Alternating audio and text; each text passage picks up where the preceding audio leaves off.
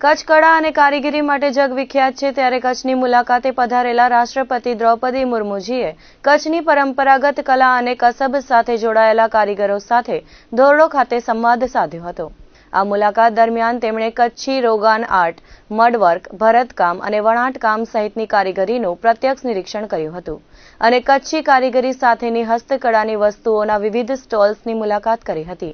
આ મુલાકાત દરમિયાન કલાના કસબીઓ સાથે તલસ્પર્શી ચર્ચા કરી રાષ્ટ્રપતિ કચ્છના પરંપરાગત કળાઓથી પ્રભાવિત થયા હતા। તેઓએ કારીગરો સાથે વાત કરતા જણાવ્યું હતું કે વર્ષોથી સચવાયેલી આ પરંપરાગત કળા જીવંત રાખવા માટે આવનારી પેઢીએ પણ આ કળા શીખીને તેમાં જોડાવવું જરૂરી છે। રાષ્ટ્રપતિએ કચ્છી રોગાન આર્ટ સાથે 8 પેઢીથી જોડાયેલા કારીગર એવા પદ્મશ્રી અને રાષ્ટ્રપતિ એવોર્ડ વિજેતા અબ્દુલ ગફૂર ખત્રીએ તેમને રોગાન આર્ટના ઇતિહાસ સહિતની માહિતી આપી હતી। તેમણે આ તકે રાષ્ટ્રપતિને રોગાન આર્ટથી બનેલ ટ્રી ઓફ લાઈફ કલ્પવૃક્ષની ફ્રેમ સ્મૃતિચિહ્ન સ્વરૂપે ભેટ આપી હતી। કચ્છી માટીથી બનતા મડવર્ક વિશે માજી ખાન મુતવાએ રાષ્ટ્રપતિને વિગતે વાત કરી આ કલાની વિશેષતાઓ વર્ણવી હતી। તેમણે રાષ્ટ્રપતિને મડવર્કથી બનાવેલી નેમ પ્લેટ સ્મૃતિચિહ્ન સ્વરૂપે ભેટ આપી હતી।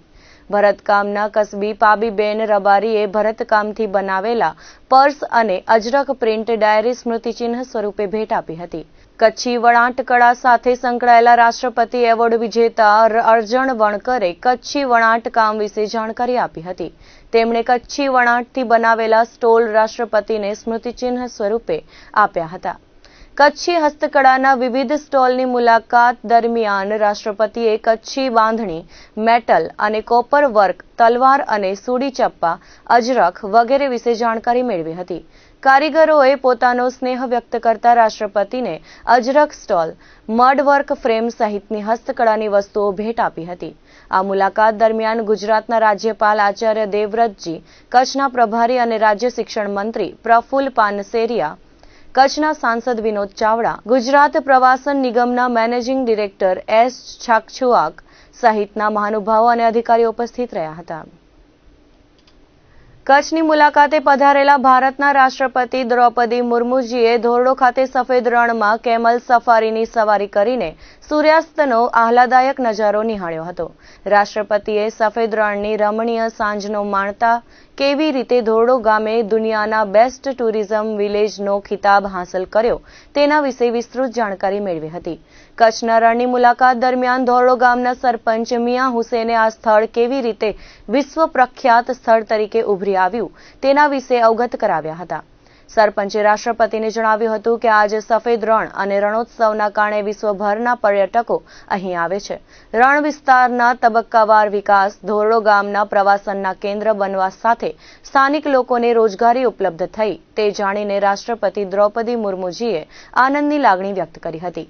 આ ઉપરાંત તેમણે ધોરડો સફેદ રણની મુલાકાતે આવેલા પ્રવાસીઓનું અભિવાદન ઝીલીને ધોરડોના વિકાસ માટેના પ્રયાસોને બિરદાવ્યા હતા।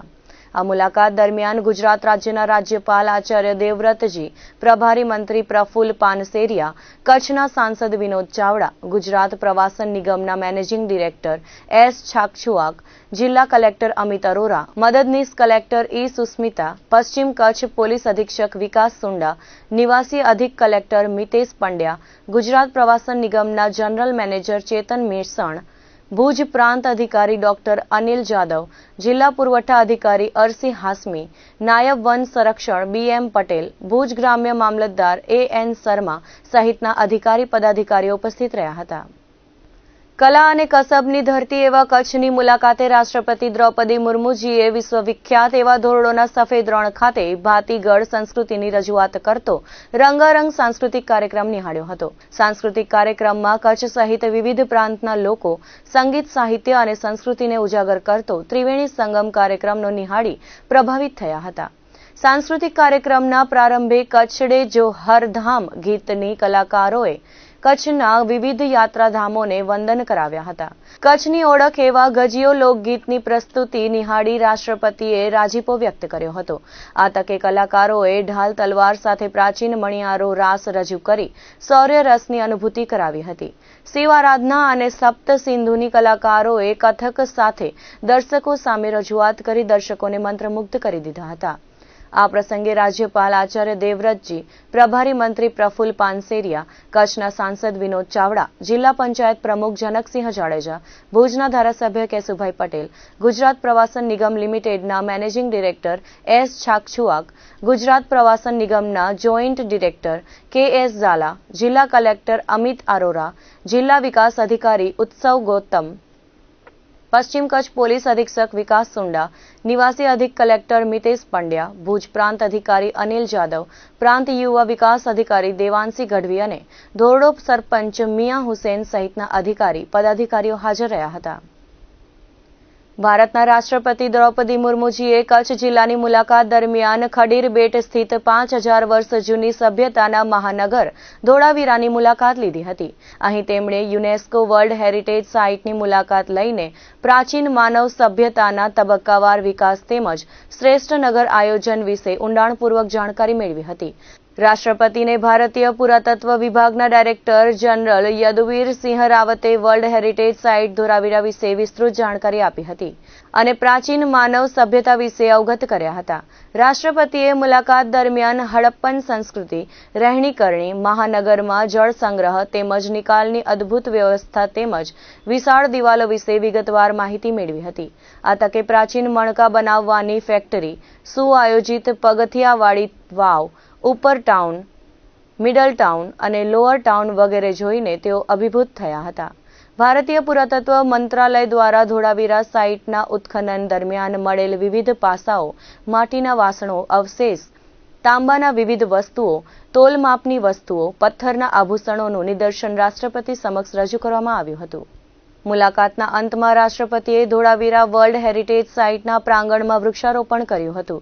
આ તકે રાજ્યપાલ આચાર્ય દેવવ્રતજી, કચ્છના પ્રભારી મંત્રી પ્રફુલ્લ પાનસેરિયા, કચ્છ જિલ્લા કલેક્ટર અમિત અરોરા, પૂર્વ કચ્છ એસપી સાગર બાગમાર અને ભારતીય પુરાતત્વ વિભાગના રાજકોટ સર્કલના અધિક્ષક ગુંજન શ્રીવાસ્તવ સાથે જોડાયા હતા. ધોળાવીરા સાઇટની મુલાકાત બાદ જિલ્લા કલેક્ટર અમિત અરોરા, પૂર્વ કચ્છ પોલીસ અધિક્ષક સાગર બાગમાર, તાલીમી સનદી અધિકારી ઈ સુસ્મિતા, જિલ્લા ગ્રામ્ય વિકાસ એજન્સીના નિયામક નિકુંજ પરીખ, ભચાઉ પ્રાંત અધિકારી જ્યોતિ ગોહિલ સહિત સમગ્ર કચ્છ જિલ્લા વહીવટીતંત્રની ટીમે કચ્છી કલાઓથી સજ્જ સ્મૃતિચિહ્ન રાષ્ટ્રપતિને અર્પણ કર્યું હતું. ત્યારબાદ ભુજ એરફોર્સ સ્ટેશન ખાતેથી ભાવભીની વિદાય અપાઈ હતી.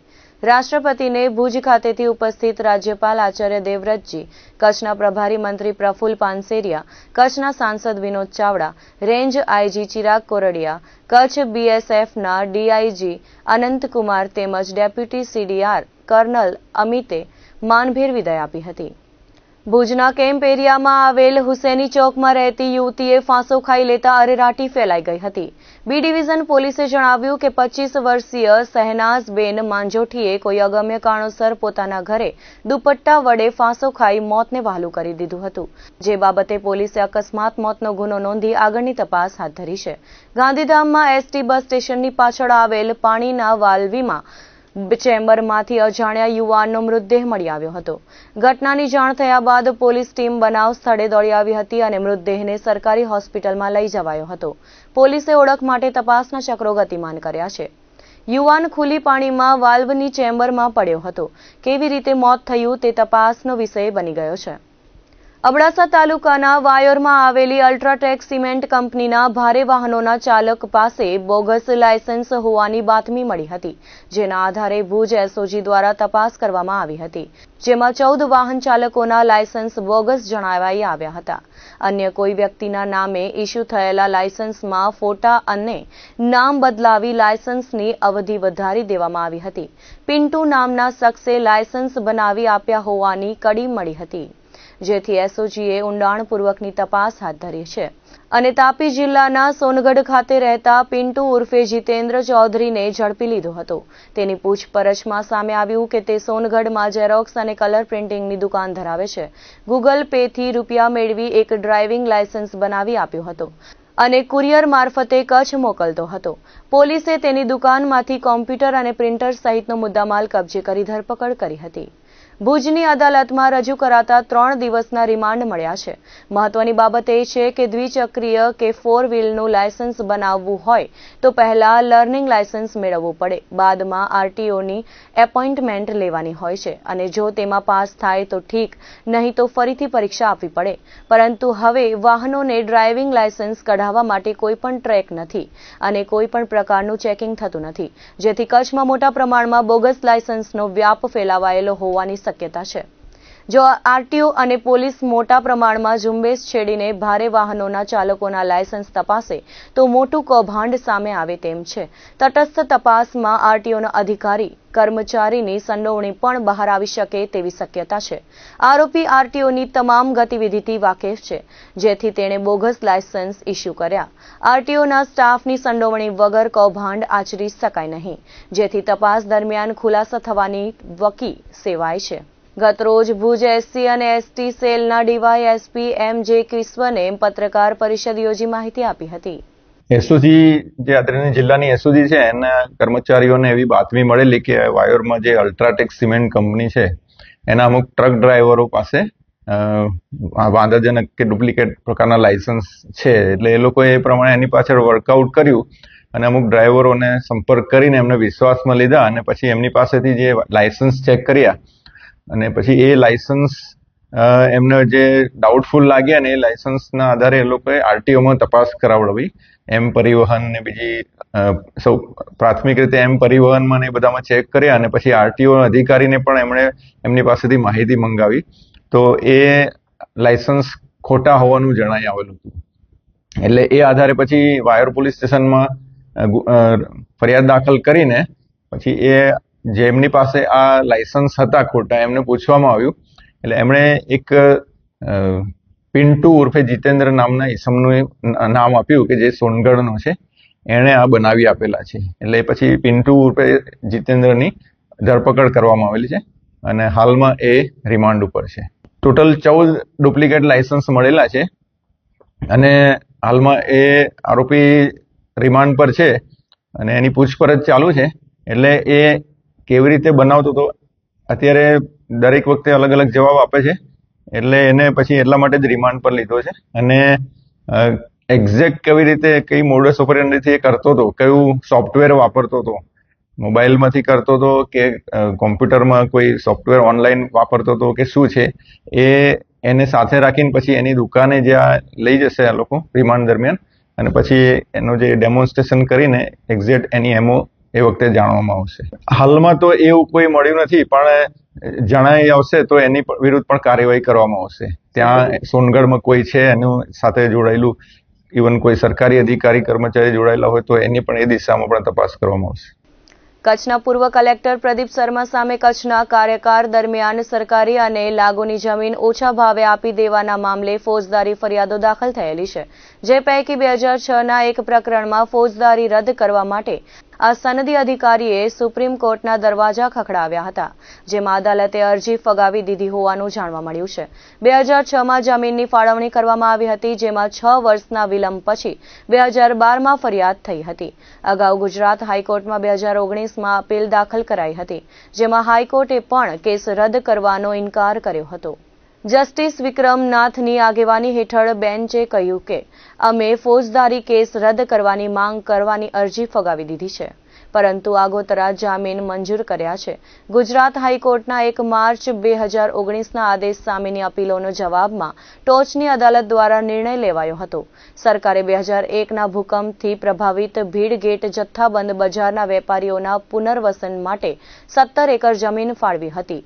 જો કે હકદાર ન હોય તેવા લોકોને ખૂબ જ ઓછી કિંમતે જમીન ફાળવવામાં આવી હતી. પ્રદીપ શર્મા પર ઔદ્યોગિક સંસ્થાનોએ મનસ્વી રીતે જમીન ફાળવણી કરવાનો આરોપ કર્યો હતો. 2006થી 2012માં સમયગાળા દરમિયાન અરજદારના અનુગામી લોકોએ વિવિધ ફાળવણીઓના બાંધકામોનો સમયગાળો લંબાવ્યો હતો, જે દર્શાવે છે કે અરજદાર દ્વારા પસાર કરાયેલા આદેશો યોગ્ય હતા. પ્રશ્ન હેઠળ ફાળવણીના કેટલાક કેસોમાં શરતોના ભંગને કારણે મિલકત રાજ્ય સરકારને પાછી સોંપવામાં આવી હતી. અરજીમાં ઉમેર્યું હતું અને શર્મા સામે દાખલ કરાયેલા ઘણા કેસોમાં એક કેસ છે જેમાં તેમણે હવે ટ્રાયલનો સામનો કરવો પડશે. પખવાડિયા અગાઉ રવાપર ગામના સીમ વિસ્તારમાં આવેલા પવનચક્કીની બાજુમાં એક કન્ટેનરનું તાળું તોડી તેમાંથી ઇલેક્ટ્રિક મોટરો લોખંડના સામાનની ચોરી થઈ હતી, જે કેસમાં પશ્ચિમ કચ્છ એલસીબીએ 4 આરોપીઓને ઝડપી પાડ્યા હતા. મળતી વિગતો મુજબ એલસીબીની ટીમ પેટ્રોલિંગમાં હતી તે દરમિયાન મળેલી બાતમીના આધારે કાર્યવાહી કરાઈ હતી, જેમાં આરોપી હરદેવસિંહ સોઢા, જયેન્દ્રસિંહ સોઢા, રાણસિંહ સોઢા તેમજ દર્શન પંડ્યાને ઝડપી પાડવામાં આવ્યા હતા. તેમની પાસેથી ચોરાયેલ ઇલેક્ટ્રોનિક સામાન તેમજ લોખંડની વસ્તુઓ મળી આવી હતી. આરોપીની પૂછપરછમાં ચોરીનો સામાન ખાંભલા ગામની સીમમાં સંતાડ્યો હોવાનું કબૂલ્યું હતું અને આ સામાન વેચવા જઈ રહ્યા હોવાનું જણાવ્યું હતું. પોલીસે તમામ આરોપીને અટક કરી આગળની કાર્યવાહી માટે નખત્રાણા પોલીસને સોંપવામાં આવ્યા હતા. મુન્દ્રા ગાંધીધામ હાઈવે પર તેલ ફરેલ કન્ટેનર પલટી મારી ગયું હતું. કન્ટેનર પલટી ખાઈ જતા તેમાં લોડ થયેલ સિંગ તેલ રોડ પર ઢોરાઈ ગયું હતું. આ તેલને વીણવા માટે લોકોના ટોળેટોળા એકત્ર થઈ ગયા હતા. લોકોને મફતનું તેલ મળી જતા હર્ષ અનુભવ્યો હતો. બનાવને પગલે રસ્તા પર ટ્રાફિક જામ સર્જાયું હતું.